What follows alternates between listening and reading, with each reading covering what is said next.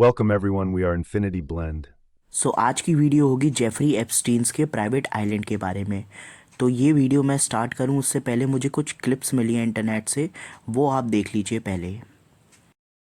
Little blurb update today on Epstein. It was showing a photo of him at Disney. He's sitting down at the table, Piglet's behind him. It's him and another guy sitting down, and this guy is holding this girl, like by her arms like this. That same girl is in another photo with Epstein. They're on the plane. She's she's sleeping, she's laying down, and he's holding her like this. Then, come to find out, Disney sent kids to his island for snorkeling trips for like 9 years. Snorkeling.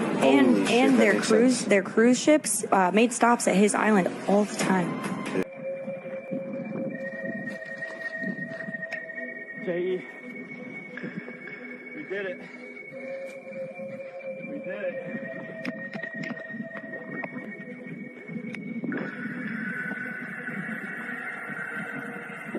We gotta go.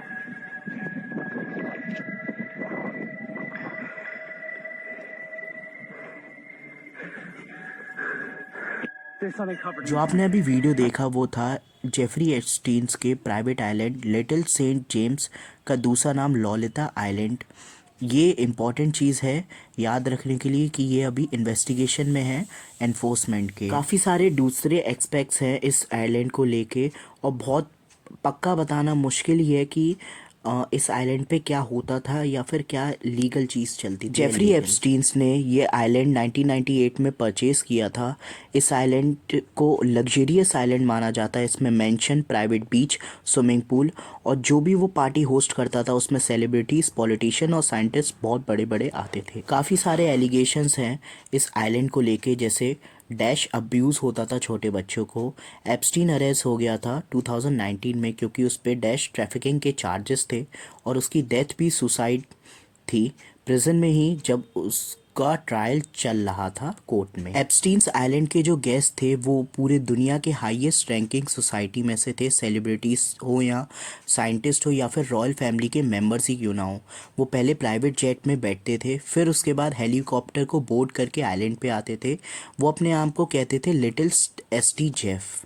इस island को locals dash file island भी कहते थे और लोग जानना चाहते थे क्या है इसके ट्रुथ। 75 एकर्स में बना प्राइवेट आइलैंड जो यूएस वर्जिन आइलैंड्स के बिलियनियर इस पे डैश अब्यूज़ करते थे। उस टाइम पे एक क्रिमिनल कंप्लेंट भी फाइल हुई थी इस आइलैंड के ऊपर क्योंकि इसे माना जाता था एक परफेक्ट हेडवे जो औरतों और छोटी लड़कियों का ट्रैफिकिंग करते थे। Child abuse and sexual assault normal था। ऐसा ही सेम दूसरा आइलैंड था गैसलीन मैक्सवेल, उस पर भी ट्रैफिकिंग का ट्रायल चला था दिसंबर में और उस पर 5 ट्रैफिकिंग के चार्जेस लगे थे जिसमें 20 इयर्स की जेल थी और 750 ग्रैंड का डॉलर्स का उन पर फाइन लगा था। पहले वर्जिन एप्स्टीन का दोस्त रजिस्टर हुआ थे डैश ऑफेंडर के लिए 2010 में और उनका पहला चाइल्ड प्रोसिक्यूशन था 2008 में। पहले भी एप्स्टीन ने अपनी शेल कंपनी बनाई थी छोटे से अनमार्क्ड ऑफिस में जिसमें वो स्ट्रिप मॉल चलाता था एस.टी. थॉमस में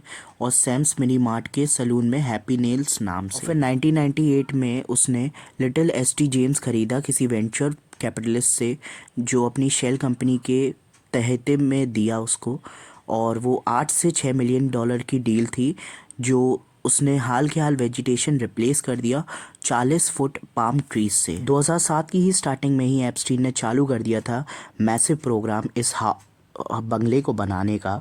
इसमें काफ़ी सारी चीज़ें थी और ये लोकल ऑफिशियल से छुपा के बनाई जा रही थी। हर चीज़ डबल साइज़ का था। इसमें जो टेरेस था वो भी मास्टर बेडरूम में कनेक्ट होता था और डेसिलेशन सिस्टम भी था इसमें। सैटेलाइट फ़ोटोज़ बताती हैं कि इसमें काफ़ी सारे टेरेस थे, कॉटेजेस थे, बीच हाउसेस थे, स्विमिंग पूल थे, डॉग्स थे, हेलीपैड थे, टेनिस कोर्ट था, स्लिप वेज थे और काफ़ी सारी चीज़ें थी बंगले के अंदर भी, बंगले के आसपास भी, और लगभग 5 मिनट लगते थे इसको पूरा घूमने में।